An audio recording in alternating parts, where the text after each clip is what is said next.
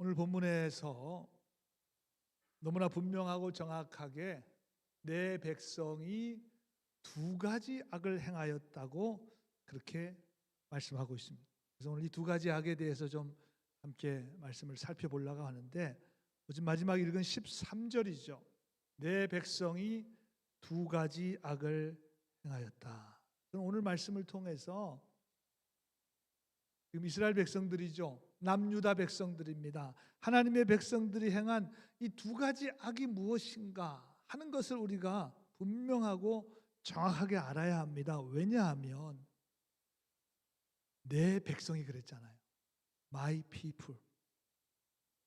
여러분, 우리 모두가 다 하나님의 백성들입니다. 우리가 하나님 앞에 행한 악한 일이 무엇인지 오늘 말씀을 통해서 잘 깨닫고 진심으로 회개하고 돌이켜야 됩니다. 그래야 부흥의 역사가 시작이 되는 거예요. 회개 없이 부흥 절대 일어나지 않습니다. 말씀을 깨닫고 회개하고 그 위에 성령이 함께 하심으로 부흥의 역사가 일어나게 될 것입니다. 저는 오늘 말씀을 통해서 절대로 올 한 해 동안에 이 두 가지 악을 여러분들이 절대로 행하지 마시고 믿음의 길로, 하나님 원하시는 길로 하나님의 부흥을 체험하며 살아갈 수 있는 여러분들 모두가 다 되시기를 우리 주님의 이름으로 간절히 축원합니다. 우리 옆 사람은 이렇게 인사하셨으면 좋겠어요. 부흥의 시작은 당신입니다. 그래, 부흥의 시작은 당신입니다. 당신에서부터 올해 부흥의 역사는 시작될 것입니다. 그러면 첫 번째 악이 도대체 뭔가? 지금 이스라엘 백성들이 뭔 악을 행했는가? 오늘 13절에 보니까 그 악이 뭐냐면 내 백성이 두 가지 악을 행하였나니 곧 그들이 생수의 근원이 되는 나를 버렸다 그래요. 생수의 근원이 되시는 하나님을 버렸다는 거예요. 여러분, 인간의 몸은 70%가 물로 되어 있습니다. 그래서 어느 글에 보니까 우리 몸의 이 물의 비율이 유아는 90%라 그래요. 그래서 애들이 그렇게 너무나 유연한 거 아니겠습니까? 왜? 90%가 물로 차 있어요. 몸이 너무나 유연하죠.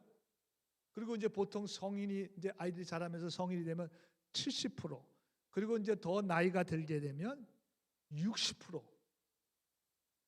그러니까 우리가 늙는다는 것은 우리의 몸의 수분이 조금씩 빠져나가는. 그래서 여러분, 갈증이 나잖아요. 1에서 2% 정도만 부족해도 아주 견딜 수 없는 갈증이 나고, 만약에 5%만 부족해도 혼수 상태에 빠지고, 우리 수분이 10%가 부족하면 사망에 이르게 된다고. 그래서 여러분, 금식하시는 분들 보통 10일, 20일, 40일까지도 금식하시잖아요. 참 대단하죠. 저도 주변에 목사님들이나 장로님들 중에 40일 금식하시는 분이. 그런데 그 40일을 금식을 해도 물은 먹어야 돼요. 물을 안 먹고서 금식을 하면 그건 큰일 나죠. 인체 내에서 이 물의 역할은 영양을 공급하고 정화하고 체온을 조절하고 배설물을 악한 독소를 빼내는 여러 가지 기능을 합니다. 물이 우리 인체의 모든 것을 결정한다고 해도 과언이 아닙니다. 그래서 물이 생명이다, 그런 이야기를 하죠. 우리 몸의 건강을 유지하기 위해서 물이 생명이고, 그래서 의사들이 물을 많이 마셔야 된다고. 이제는 그게 상식이 됐죠. 물을 많이 마셔야 된다. 그렇다면 여러분, 우리가 마시는 물만 그런 것이 아니라 보이지 않는 영적 세계에서도 이와 똑같습니다.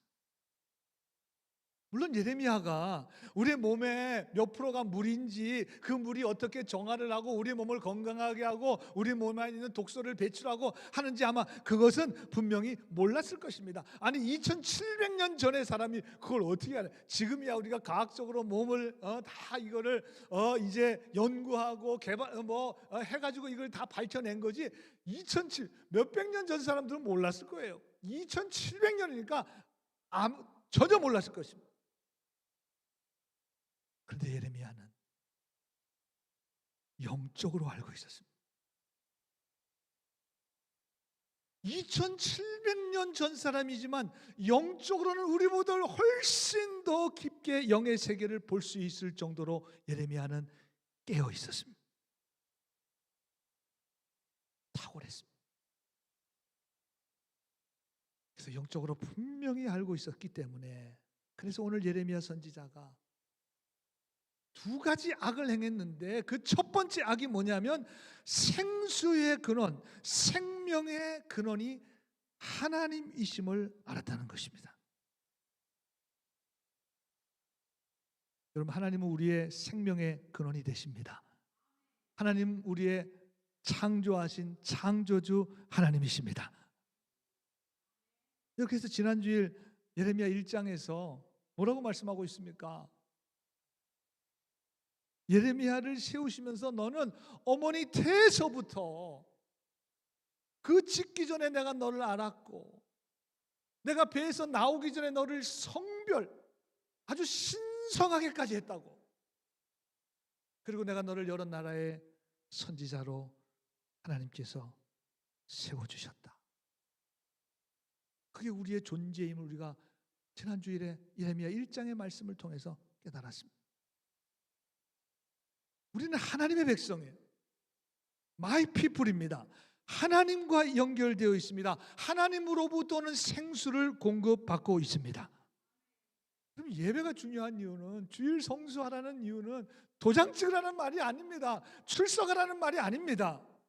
이 예배를 통해서 하나님께서 우리에게 생명수를 공급해 주고 계십니다. 그래서 우리의 영적 갈증이 그래서 해갈이 되는 거예요. 메말랐던 우리의 심령에 하나님의 은혜의 생수로 차고 넘치게 됩니다. 저는 우리가 매주, 오늘 2020년 두 번째 주일이지만 1년 52주 매주 예배 가운데 하나님의 생명수가 부어짐으로 영적 갈증이 해갈이 되고 시원케 되는 그런 하나님의 역사가 매주마다 일어나게 되기를 주님의 이름으로 간절히 소원합니다. 그런데 이스라엘 백성들이 악한 일을 했는데 이 생수의 근원이신 13절에 하나님을 버렸다는 것입니다. 잠시 버린 것이 아니라 영어 성경에 보니까 They have forsaken me. 그러면 have pp 어디서 많이 들어보셨죠? 과거에서부터 지금까지 상당히 오랜 시간 하나님의 백성들이 하나님을 버렸다는 거예요. 그럼 도대체 하나님을 버렸다는 게 도대체 뭐냐? 하나님을 버렸다. 이거 좀 사실 조금 표현을 굉장히 좀 강하게 했는데 하나님을 버렸어요. 이 버렸다는 표현이 어떤 의미가 있느냐? 예레미야 2장 6절 7절 말씀해 보니까 그들이 우리를 애굽 땅에서 인도하여 내시고 광야 곧 사막과 구덩이 땅 건조하고 사망의 그늘질 땅 사람이 그곳에 다니지 아니하고 그곳에 사람이 거주하지 않은 땅을 우리가 통과하게 하시던 여호와께서 어디 계시냐 하고 말하지 아니하였도다. 내가 너희를 인도하여 기름진 땅으로 인도하여 그것의 열매와 그것의 아름다운 것을 먹게 하였거늘 너희는 이리로 들어와서는 내 땅을 더럽히고 내 기업을 역겨운 곳으로 만들었다. 여러분 한번 생각해 보세요. 430년 동안 애굽에 종살이 하던 히브리 민족을 430년이면 민족 자체가 종살이로 노예로 그냥 없어질 수 있는 그런 상황입니다. 그런데 하나님께서 그 민족을 그 히브리 그 430년 동안 그 시간도 하나님께서 함께 하셨고 그리고 모세를 통해서 어린 양의 피로 그들을 출애굽시켜 주셨습니다. 그리고 광야를 40년 동안 다니게 하셨습니다. 아무것도 없는 광야에서 이스라엘 백성들을 먹이시고 입히시고 공격으로부터 불기둥과 구름기둥으로 그들을 지키시고 보호해 주시고 그들의 모든 삶을 인도해 주셨습니다. 그리고 이제 요단강을 건너서 여리고성을 무너뜨리고 가나안의 그 7 족속들 여러 왕들과 싸워 승리하게 하시고 가나안 땅을 정복할 수 있도록 하시고 거기에 정복해서 많은 열매와 또 축복과 결실을 허락해 주셨습니다. 근데 이 모든 것을 허락해 주신 분이 하나님이신데 하나님을 잃어버렸다는 거예요. 하나님을 찾지도 않는다는 거예요. 그러니까 버렸다는 표현이 이게 정확한 거죠. 찾지도 않고 알지도 못하고. 여러분 요한계시록에 나온 에베소 교회를 주시는 말씀, 작년 연말에 나누었던 말씀 가운데 요한계시록 2장 4절에 내가 너를 책망할 것이 있으니 너는 처음 사랑을 버렸느니라. 영어 표현은 똑같아요. You have forsaken your first love.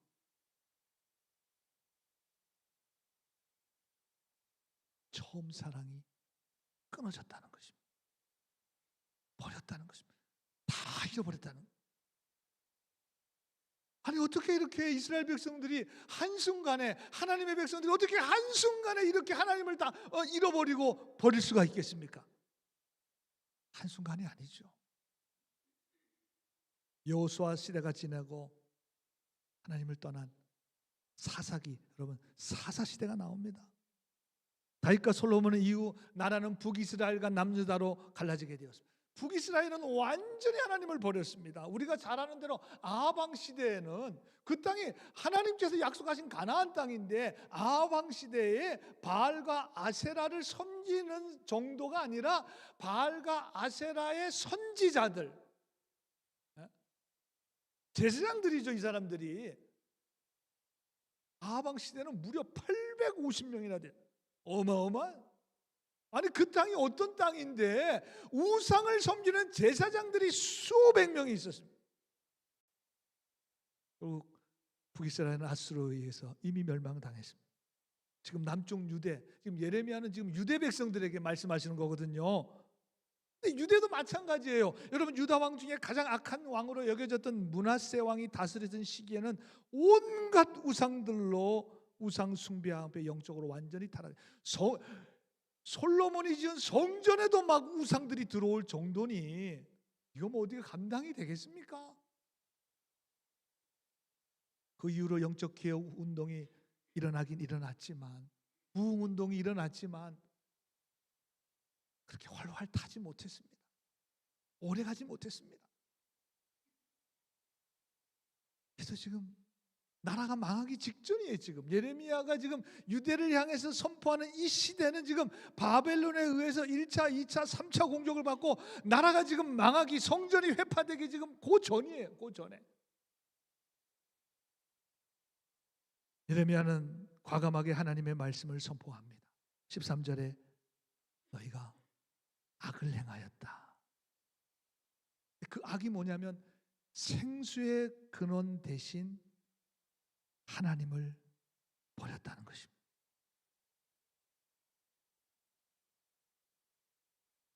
우리 그리스도인들이 세상에서 죄 짓고 사는 거 있습니까? 없어요. 거의 없습니다. 죄 지을 일이 없으신 분들이에요. 여러분들은 사실. 그런데 오늘 성경 우리에게 하나님을 잊어버리는, 하나님을 찾지 않는 것, 하나님과의 관계가 깨어진 것, 그거를 죄라고 말하고 있습니다. 그거를 악을 행하였다고 말씀하고 있습니다. 여러분 지난 한 주간 동안에 사시면서 하나님을 잊고 사셨다면 악한 일을 하신 거예요. 악한 일을 하신 거예요.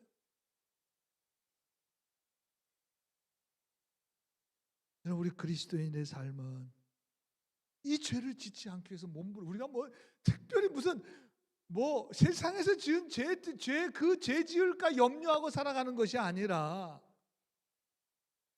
이 죄를 짓지 않기 위해서. 오늘도 하나님 앞에 나와 예비드립니다. 여러분들이 매일 어떤 분들은 새벽 기도에 나와 기도하십니다. 아마 많은 분들이 아침에 일어나서 저녁에 잠들기 전에 말씀을 읽고 묵상하고 기도하는 생활을 합니다. 왜?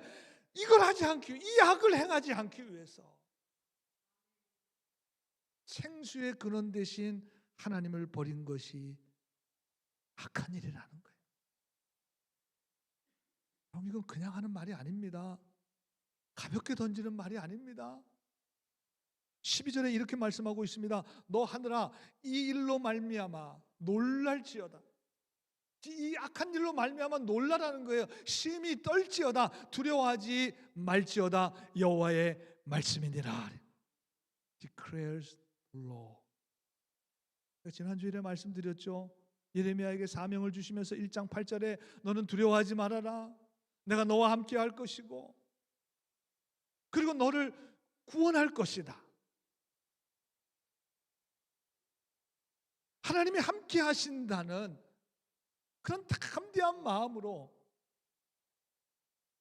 누구에게 보내든지 내가 어떤 메시지를 주든지 담대하게 선포하라고 하셔서 지금 예레미야가 선포하는 거예요. 이스라엘 백성들을 향해 선포하는 거예요. 악을 행하였다고, 너희들이 하나님을 버렸다고, 너희들이 하나님을 잃어버렸다고, 너희들이 하나님과의 관계가 깨어졌다고. 그럼 사람들이 듣기 싫어했을 것입니다. 죄에 대해서, 악에 대해서. 그래서 지금 예레미야가 두렵고 떨림으로 지금 하는 거예요. 1장에서 하나님 주시는 그 마음 가지고 지금 백성들에게, 이스라엘 백성들에게 죄에 대해서, 악에 대해서. 요즘 시대도 딱 그렇습니다. 죄에 대해서, 악에 대해서 얘기하면 여러분 공감이 되시나요? 잘 공감도 안 돼요. 어쩔 때는. 그만큼 우리의 마음이 하나님으로부터 멀어졌다는 거 아니겠습니까? 일단 듣기가 싫어요. 설교하기도 힘듭니다. 사실은.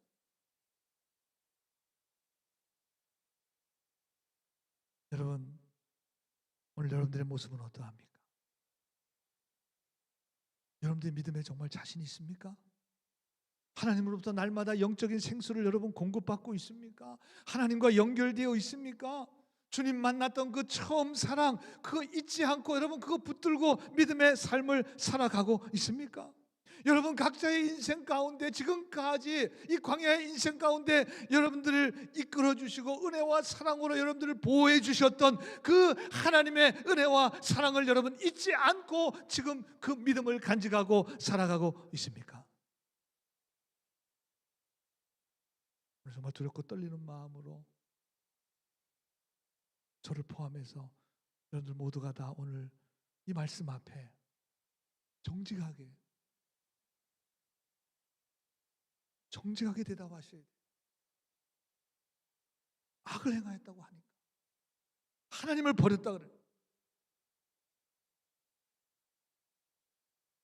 여러분 생수의 근원 대신 하나님과의 관계가 단절되어서 생수를 공급받지 못하고 있다면, 그 연결이 끊어져 있다면 여러분 그것이 바로 하나님을 버린 거예요. 하나님의 백성에게는 바로 그것이 죄이고 악한 일입니다. 왜냐하면 여러분 생수의 공급이 끊어지면 여러분 물이 들어오지 않으면 어떻게 해요? 사망하게 되잖아요. 사망하게 됩니다. 죄의 결국은 사망과 멸망이에요. 여러분들 집에 물과 전기가 일주일 동안 끊어지면 아마 난리가 날 거예요. 못 살 거예요. 그러나 영적으로 하나님과 끊어져도 아무런 느낌이나 감각이 없이 무감각하게 살아가고 있다고 한다면 이게 얼마나 우리의 영적으로 심각한 문제냐 그 말. 저는 2026년도 여러분들 삶 가운데 매일매일 하나님의 생수가 공급되게 하시고 또 매주 예배를 통해서 하나님께서 주시는 생수를 공급받아 풍성한 회복과 부흥의 한 해를 이루어갈 수 있는 여러분들 모두가 되시기를 우리 주님의 이름으로 간절히 소원합니다. 두 번째 죄악은 계속해서 2장 13절에 이렇게 말씀하고 있습니다. 스스로 웅덩이를 팠다는 거예요. 스스로 웅덩이를 아니 열심히 스스로 팠는데 이게 뭔 죄가 되는가 생각할 수도 있습니다. 여러분, 여기서 스스로 웅덩이를 팠다고 하는 것은 당시에 이 유대 민족이 애굽과 아수르를 의지했습니다. 바벨론이 자기네들을 이제 삼키려고 1차, 2차, 3차 공격을 하니까 하나님을 의지해야 될 백성들이 애굽을 의지하고 아수르를 의지했습니다. 하나님을 버리고 눈에 보이는 강대국을 의지했습니다. 그리고 뭔가 실제로 도움이 될 거라고 그렇게 생각해서 열심히 팠습니다. 열심히 도와달라고 했습니다. 여러분, 사람을 의지했습니다. 그래서 열심히 팠습니다. 권력을 의지했습니다. 열심히 팠습니다. 물질을 의지합니다. 열심히 파고 있습니다. 우상에게 마음을 주었습니다. 열심히 파고 있습니다. 여러분, 그런데 그렇게 열심히 팠는데 그것은 그물을 가두지 못할 터진 웅덩이였습니다. 담아낼 수가 없어요. 물이 다 새 나가는 거예요. 우리 속담에도 깨진 항아리에 물 붓기라는 말이 있어요. 밑에가 깨졌어요. 거기다 물을 아무리 엄청난 양을 쏟아 부어도 다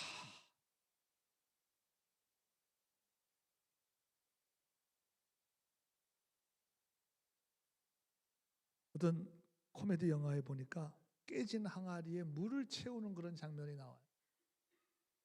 깨져 있으니까 아무리 사람들이 막 물을 갖다가 그 항아리를 채우려고 해도 채워지지가 않아요. 뭐 당연하겠죠. 채워지겠습니까? 근데 어떤 한 사람이 그 깨진 항아리를 들고 연못에 풍덩 빠집니다. 그 연못에 풍덩 빠지니까, 연못에 잠기니까 그 항아리에 물이 깨진 항아리임에도 불구하고 그 물이 가득 차게 된다. 뭐 그런 내용이었어요. 그렇구나. 여러분, 우리는 깨진 항아리와 같은 자들입니다. 아무리 쏟아 부어도 채워지지가 않아요. 이 세상의 것으로는 채워지지가 않습니다. 여러분, 깨진 항아리, 이 항아리가 생수로 채워지기 위해서는 생수의 근원이 되시는 하나님의 연못에 빠져야 합니다. 거기에 빠져야 돼요. 생수의 근원에 나 자신을 온전히 집어넣으면 그때 꽉 차게 돼요. 부족함이 없이 채워져요. 하나님 앞에 우리가 올인이라 그러죠. 올인.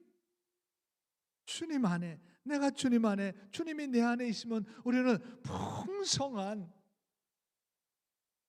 그런 능력의 삶을 살아갈 수가 있는 것입니다. 사랑하는 여러분, 오늘 본문 13절에 두 가지 악을 행하였다고 말씀하고 있는데, 생수의 근원이신 하나님 버린 거, 스스로 웅덩이를 판 것인데, 두 가지 제약이라고 말했지만 사실은 한 가지죠. 하나님을 버리게 되면 스스로 웅덩이를 자꾸 파게 되어 있어요. 뭔가를 찾게 되어 있어요. 물질을 찾든 권력을 찾든 힘을 찾든 사람을 찾든 누구를 찾게 돼요. 그러나 거기에는 소망이 없습니다. 이건 동시에 일어나. 하나님 버리면 스스로 웅덩이를 찾게 되어 있어요. 여러분, 우리가 살 수 있는 길은 생수의 근원이신 하나님께로 가야 합니다. 하나님께로 더 가까이, 더 깊이 잠겨야. 신앙생활이라는 게 그래요. 처음에는 발목, 무릎, 허리, 목, 그리고 신앙의 세계에 완전히 잠기는, 하나님의 은혜의 세계에 완전히 잠기는 것입니다. 여러분, 그 채워진 상태가 바로 부흥의 상태가 되는 거예요. 우리 교회 하나님께서 여러분의 개인의 삶에도, 가정에도, 자녀들에게도 하나님으로부터 이 생수가 원활하게 공급되게 하시고, 또 우리가 하나님에게 우리의 삶을 온전히 다 드려서 온전히 잠김으로 인해서 풍성한 하나님의 은혜를 맛보며 살아갈 수 있는 그런 부흥의 한 해가 2026년도가 되어야 할 것입니다. 여러분들 모두가 다 이 은혜에, 이 하나님의 함께 하심에 잠겨서 부흥의 상태로 살아갈 수 있는 우리 교회, 그것도 여러분들 모두가 다 되시기를 우리 주님의 이름으로 간절히 축원합니다.